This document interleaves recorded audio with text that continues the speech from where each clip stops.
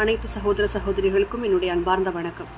நேற்றைய தினம் மும்மொழி கொள்கையை எதிர்த்து திரு உதயநிதி ஸ்டாலின் அவர்களால் உருவாக்கப்பட்ட கெட் அவுட் மோடி என்கின்ற விஷயம் தற்போது பாரதிய ஜனதா கட்சியினுடைய அனைத்து தொண்டர்களாலும் கெட் அவுட் ஸ்டாலின் என்று பதிலடி கொடுக்கப்பட்டுக் கொண்டிருக்கின்றது.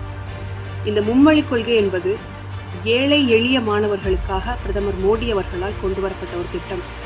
இதன் மூலம் தாய்மொழியான தமிழ், ஆங்கிலம் மற்றும் இந்தியாவை சேர்ந்த ஏதாவது ஒரு மொழி, ஹிந்தி என்று கட்டாயம் கிடையாது, ஏதாவது ஒரு மொழி, தெலுங்காக இருக்கலாம், மலையாளமாக இருக்கலாம், கன்னடமாக இருக்கலாம், உருதாக இருக்கலாம், ஹிந்தியாக இருக்கலாம், அவர்கள் விருப்பப்படக்கூடிய மொழியை படிக்கலாம் என்பதுதான் இந்த திட்டத்தினுடைய அடிப்படையான ஒரு நோக்கம்.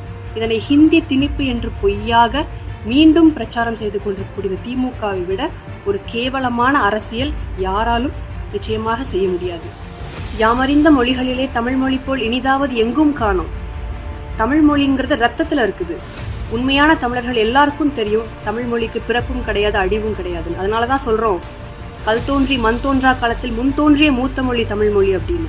தமிழ் மொழியை சனியன் என்று, தமிழ் சனியனை விட்டொளி என்று ஈவேரா போன்றவர்கள் சொல்லும் போதெல்லாம் அழியாத இந்த தாய் தமிழ் ஒரு ஏழை குழந்தையினுடைய கல்விக்காக அழியும்னு நினைக்கிறதே ஒரு மிகப்பெரிய முட்டாள்தனம்.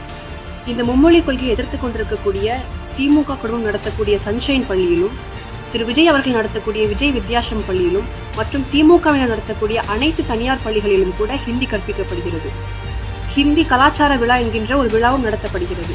இப்படி இருக்கக்கூடிய இந்த நிலையில் தமிழகத்தை சார்ந்த ஏழை மாணவர்கள் படிப்பதற்காகவும், ஏழை மாணவர்கள் தமிழகத்தை விட்டு வெளியே செல்லும் போது பிழைப்பதற்காகவும் பாரத பிரதமர் நரேந்திர மோடி அவர்களால் கொண்டு வரப்பட்ட இந்த மும்மொழி கொள்கையை எதிர்ப்பதும், தமிழகத்தை சார்ந்த ஏழை மாணவர்கள் புதிதாக ஒரு விஷயத்தை கற்றுக்கொள்ள கூடாதுன்னு நீங்க நினைக்கிறீங்க அப்படின்னா கெட் அவுட் ஸ்டாலின்.